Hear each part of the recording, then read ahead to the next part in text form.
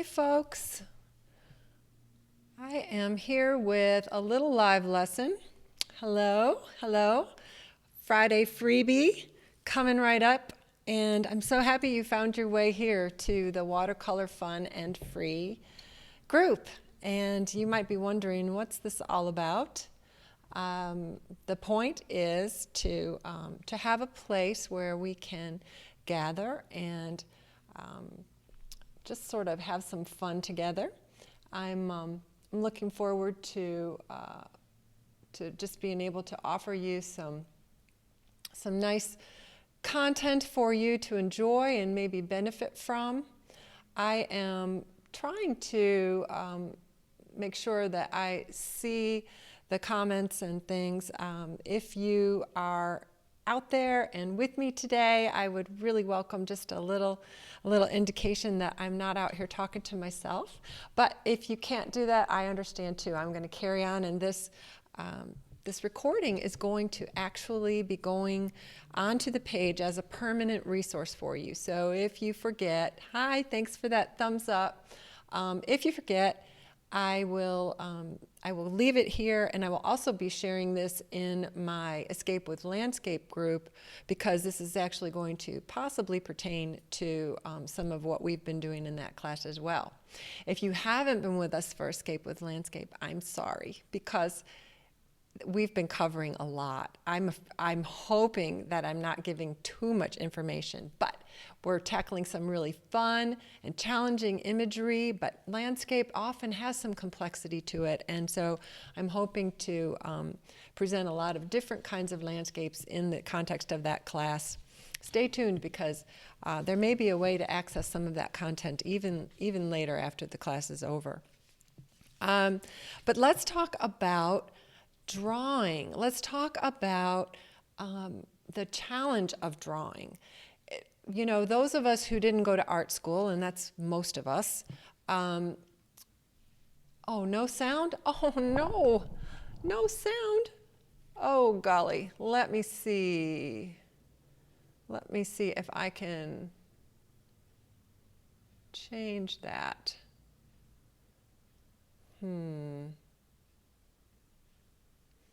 Is this better? Can you hear me now? I'm hoping that makes it a little bit better sound. It may not be my microphone as I was hoping, but if you can hear me now, please let me know.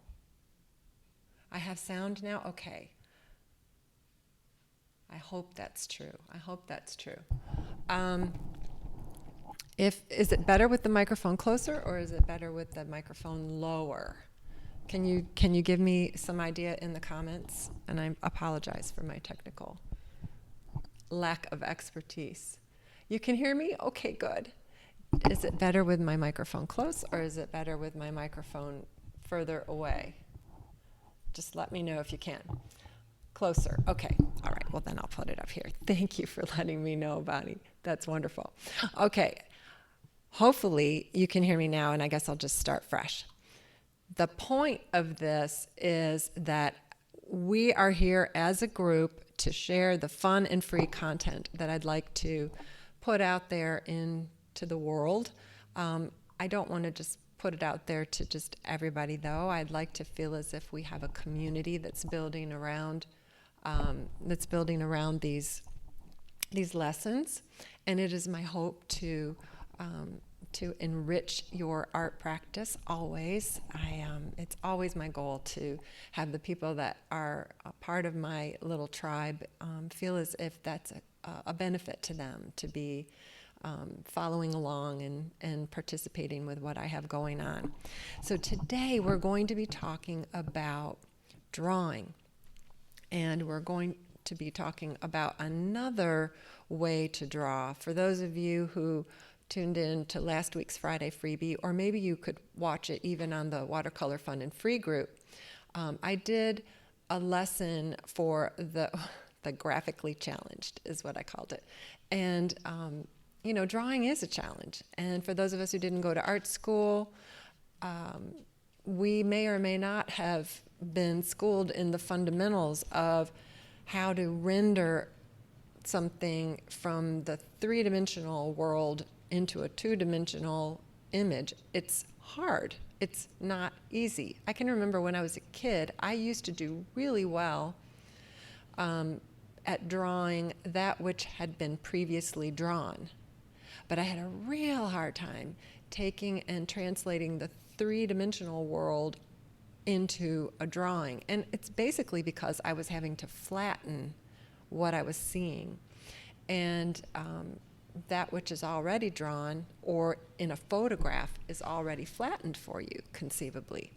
That is what we're going to talk about today, is how to translate a photograph that you may have, or that you may have seen, or maybe somebody else's drawing even, and how to take that and put it onto paper, maybe even canvas if that's your medium, but to put it on there in such a way that it looks similar to what it is that you're trying to recreate. We'll be taking I guess the path that we'll be taking, that's the word I'm looking for, is that of a very classic method called a grid. And using a grid is a pretty wonderful method, especially if you have to change the size. Because when we blow things up or make things smaller, it's important that we do so in a proportionate way. And when we're cropping on our cropping tool, if you want to use that visual, if you take the one corner and slide it in and out, you will keep the proportions correct, but you'll change the size. But if you, by contrast, if you take one side and move it in, you skew the proportions and the whole image changes. Likewise, if you take it and skew it horizontally, it's not the same image. The size of things, the composition literally changes. So if you want to change the size of your image but keep the proportions, in real life we don't have a little slider that can do that for us on our sheet of paper. We might have to figure that out and navigate changing the proportions from either enlarging or making it smaller.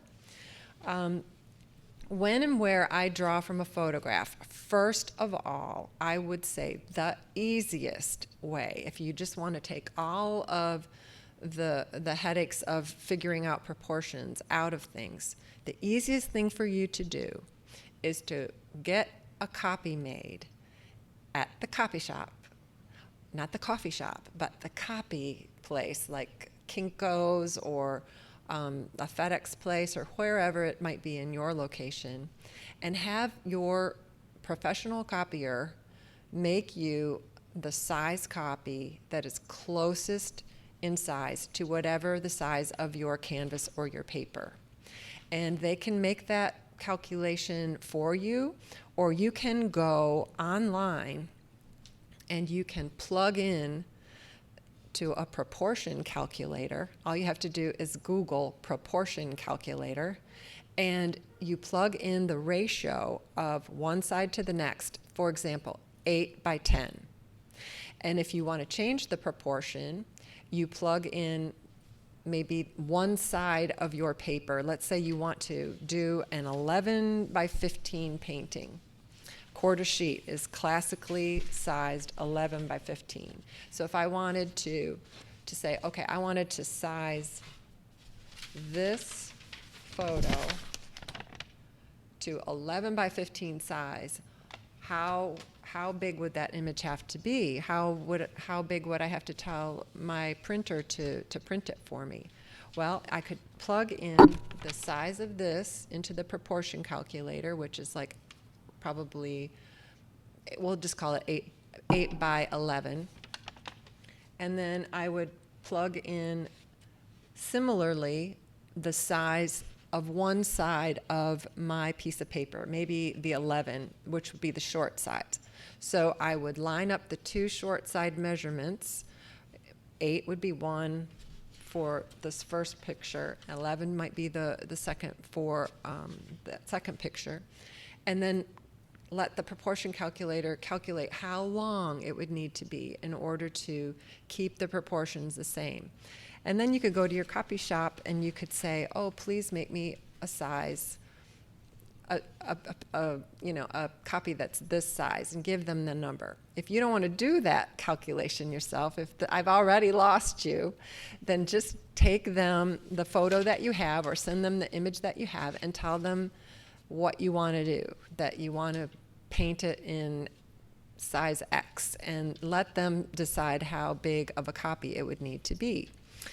And so the transfer is so much easier if you don't have to do any sort of calculations of relative placement, because when and where we change sides, it does get more complicated. So my first recommendation would be get a copy that's exactly the same size as the painting you want to create. This is really helpful, especially if you're going to trace or use a light box or something like that.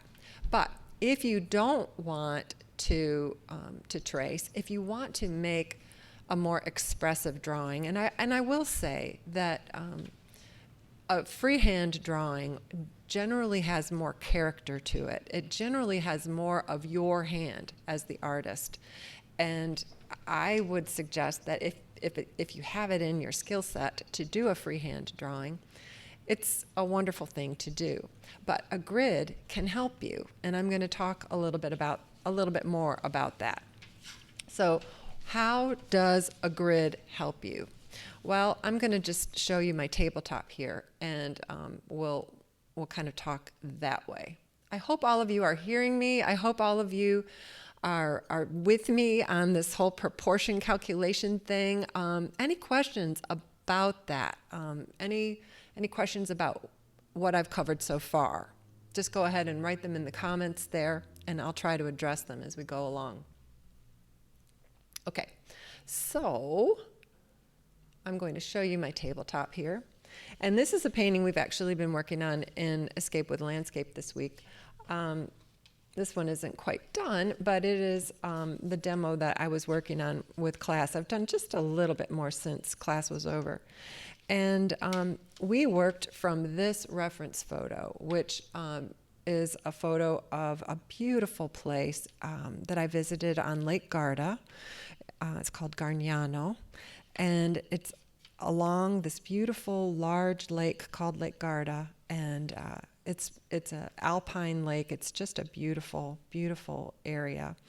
And I loved this scene. I thought it was beautiful and took a photograph. This is my photograph. And you can see that it's kind of a small image. And in order to think about sizing it up, using a grid would be a really good idea. Now, I have found a fun app, and this is part of what I'm covering in my Escape with Landscape class, is some of the technology that I use. And this is a photo of the Grid Painter app that I like to use. If you were to go to the App Store, you could look for this Grid Painter application. And it's pretty cool, I have to say. It really does a nice job of superimposing a grid onto whatever image that you import into the application. So if you're at all technical and want to investigate that, this is an application that I use a lot, and I would encourage you to get it. And it's for, I think it's free. If it's not free, it's cheap. I can't remember honestly how much I paid for it, but I would actually pay for this one because I think it's that good. So how might I be capable of superimposing a grid on a photograph? And I'm going to show you on my phone. Hopefully this will work. Bear with me. And let's see, I'll take you to the app. Here we are in the Grid Painter app, and I have superimposed this photo in here, and you can see that when I move it around, it's got a light green grid on it. And when I come to the edges, it also tells me how large the grid sizes are. And so if I wanted to create this grid, I would need to create 3.5 by 4 3/4 squares all across the image, and I would be able to come up with an image that would, or a grid on my paper that would approximate this. And I think I've plugged in the canvas size as 14 by 19. So if I wanted to do 14 by 19 size, I would have to, according to this, I would have to make my grid 4 3/4 by 3.5. Well, I don't know about you, but ain't nobody got time, at least I don't feel like I've got time, to sit down and make those kind of precise measurements as I draw a grid. This would not be my preferred grid style. And so, luckily for us, there are different grids that you can superimpose on top of these pictures. And this is one of the things I really like about this app. There are different styles here, and you can see from the screen that one is quarters, and that's where we're at. If I were to divide everything into fourths from side to side, that's what it would look like. If I wanted to do thirds, it would give me this sort of a look, and my size of the squares is now changed, as you can see, from 6 to 6 1/4 and 4 and 21/32. Well, we're not doing that. That is just stupidly complicated. So we're going to go for a different grid, and this is the one that's my favorite. And so this is the one that I usually will supply for my students when and where I supply a grid. And this is what they call the phi grid. And for me, this is the easiest one to draw and recreate. It is pretty simple, and it gives me a lot of lines in which to place the objects in my drawing if I'm using the grid as my guide. Now, the other thing I wanted to show you while I was in here is that the grid we can change the color. We can make it red, we can make it blue. I'll make it a little bit bigger even though, so you can see it when I do this. There's a blue grid, there's a pink grid, red grid. We can make this grid whatever we want.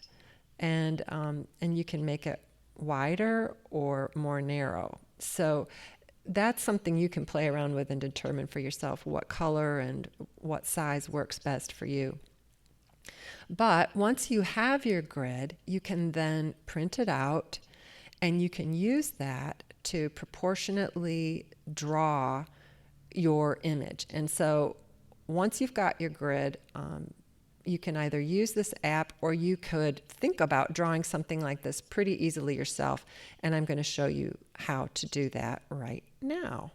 But I have to close this, and I have to open that, and I have to put this back up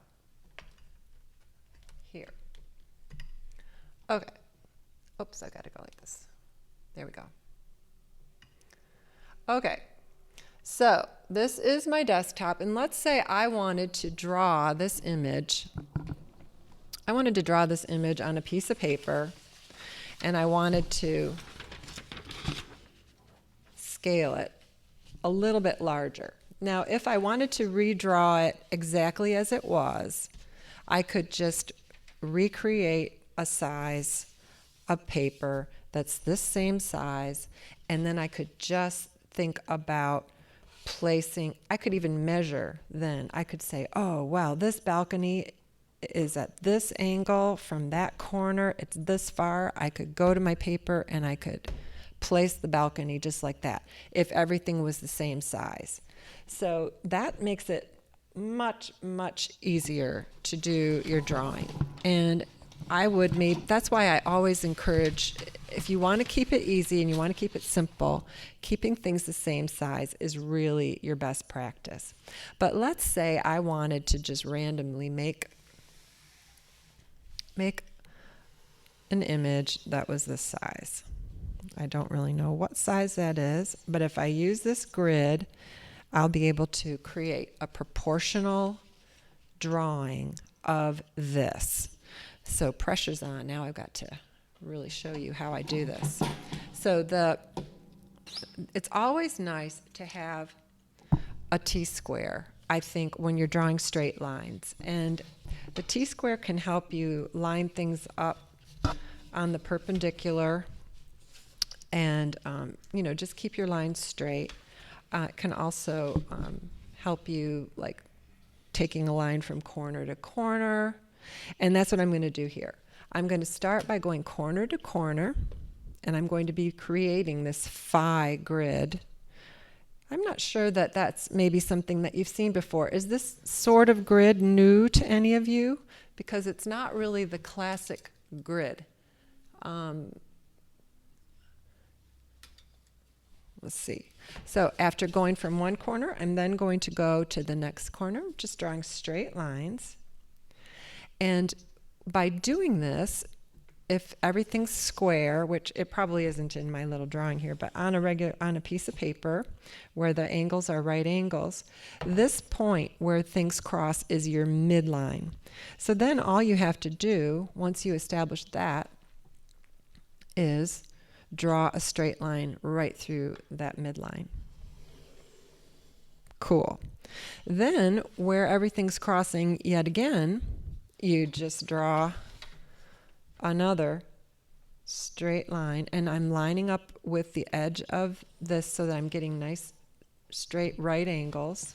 And look at how that goes. Now I've got just that easy, no measuring, none of this 4 and 28ths or whatever that proportion was, whatever that number was. We're not going to mess with any of that. That's too hard. But now all I have to do is draw a straight line from corner to corner. And, I used this method really successfully recently in a very large-scale watercolor that I did as a commission on a super long, extra large piece of paper that I did off of a roll of watercolor paper. And so I had an image that I had my client sign off on, and I needed to size it up, and this method is exactly the method that I used, and it was perfect. It just worked so well, and it gave me all kinds of confidence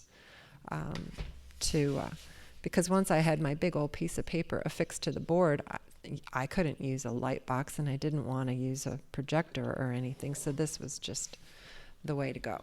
So now I have my grid.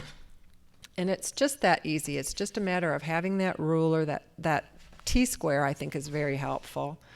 But now I can take this image and I can place my objects. And I do so because I'm making it a different size. I can't say, oh, well, the balcony is this far away, because this is a bigger piece, a bigger image that I'm trying to make. So what I have to do instead is I have to think about thinking in a relative way.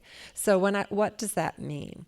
Well, I can look at this image on the grid and I can say, okay, this tower is just to the other side of this intersection of the two X's, and it comes up, it's not quite halfway up.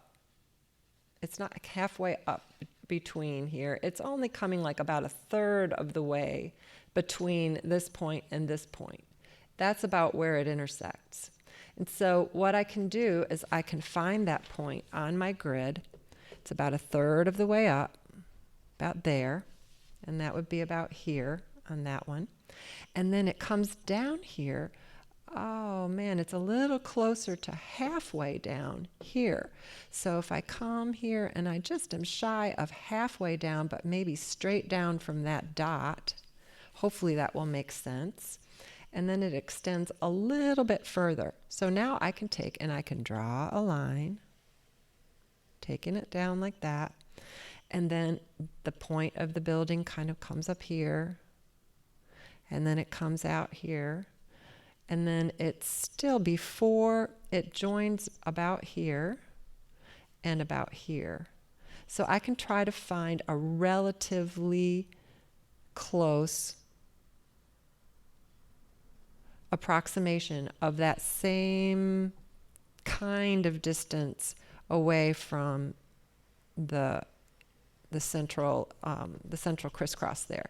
It's not quite a quarter, so I'm sort of thinking in those terms. It's not quite a quarter of the way. It's kind of shy of a quarter of the way over. So this would be an approximation of the tower. Then from there, I might find this point on the grid, and it is about a little over a quarter of the way from this point to this point. So I'm going to come here and I'm going to look and I'm going to say, okay, what's about a little over a quarter of the way? And it might be about here. So I could know then that that building approximately comes like this. It comes down and it doesn't quite meet the edge over here. There's just a little bit of space between the edge. So I can bring it across, maybe bring it down and bring it almost to the edge and know that that's approximately where it lives. And it looks as if it's a little below where the tower comes. Maybe if I were to draw a line here, it's about maybe 2/3 to 3/4 of the way down here. So maybe it needs to be a little bit bigger. Yeah, and this looks about right. It's intersecting here, which is about 2/3 of the way down. So in a relative way now, I have this tower, and maybe I didn't come down low enough with that tower. It's actually about there. Okay, so I've got these two items placed, and you see how easy that is? I'm just thinking in relative terms. 2/3 of the way, half of the way, quarter of the way. I'm not thinking the number of inches because the size is changing. So I have to think in relative terms to keep those proportions the same. Now let's think about this tree. It's up here.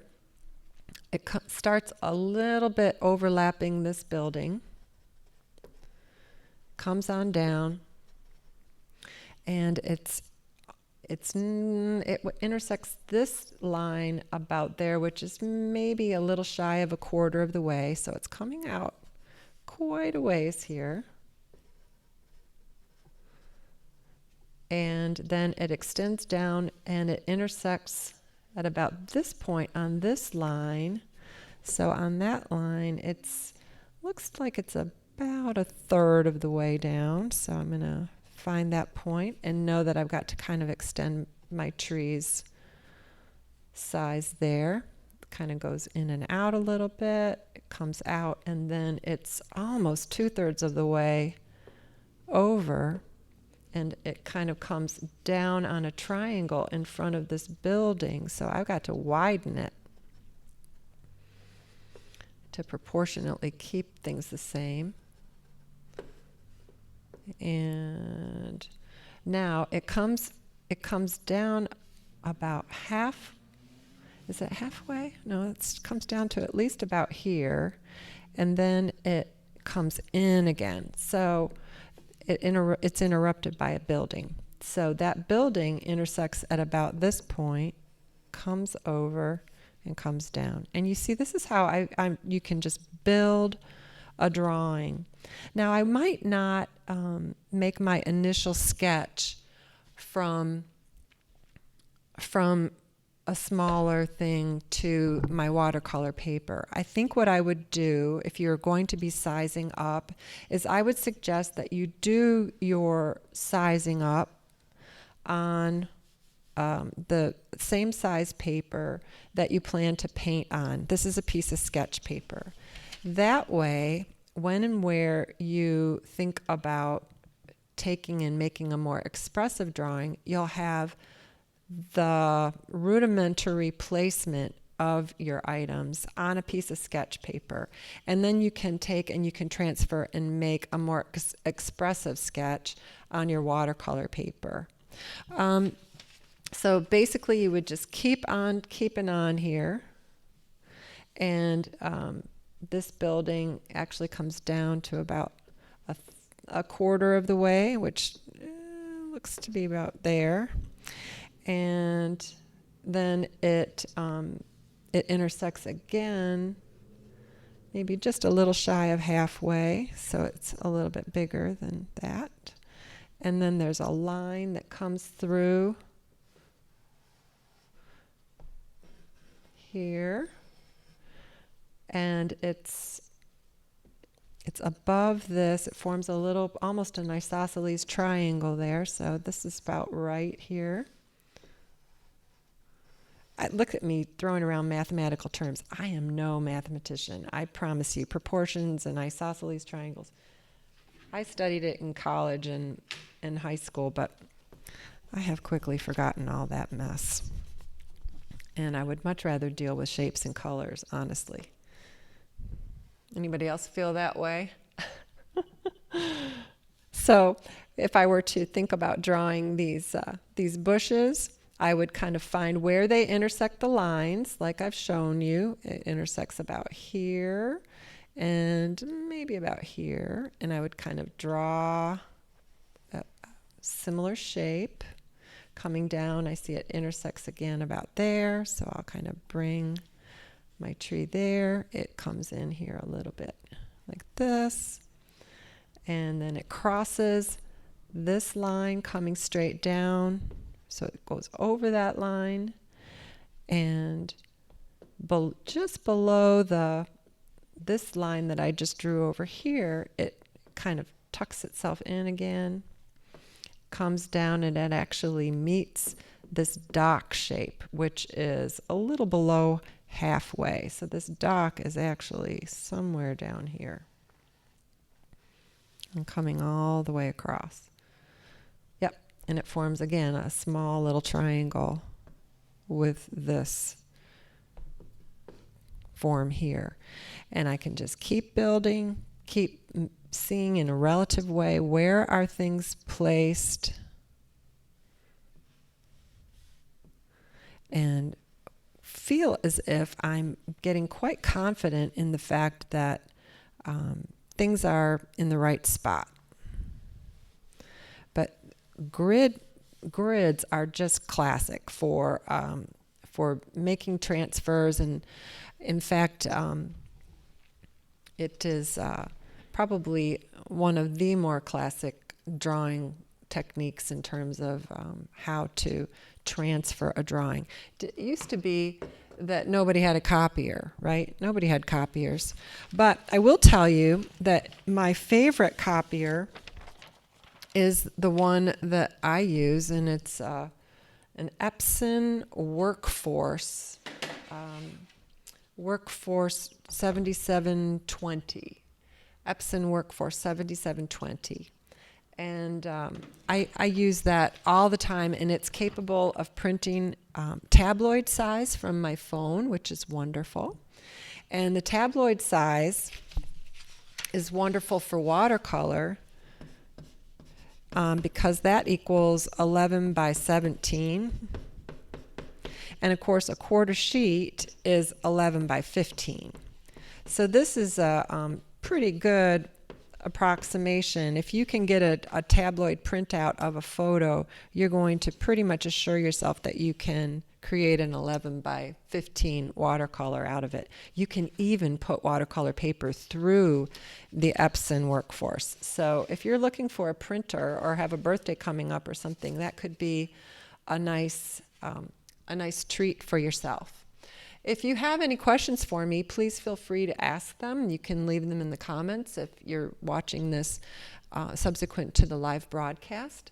I would be more than happy to answer, and be more than happy to give you any further guidance that I can for your drawings. I certainly want it to be easier. I certainly want you to get to your painting faster and with fewer headaches.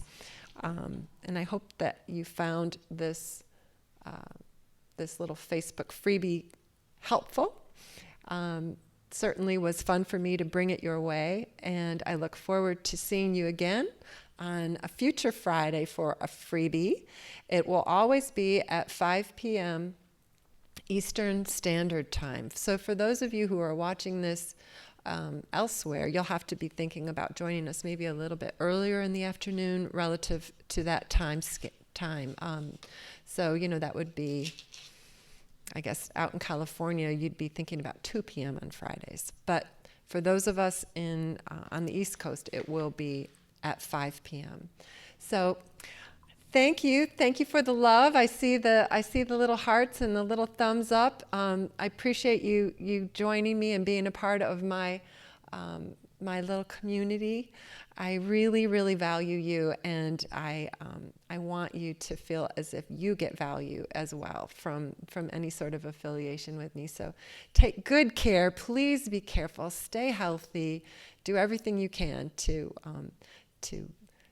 be healthy until that vaccine comes your way. I certainly want that for all of you.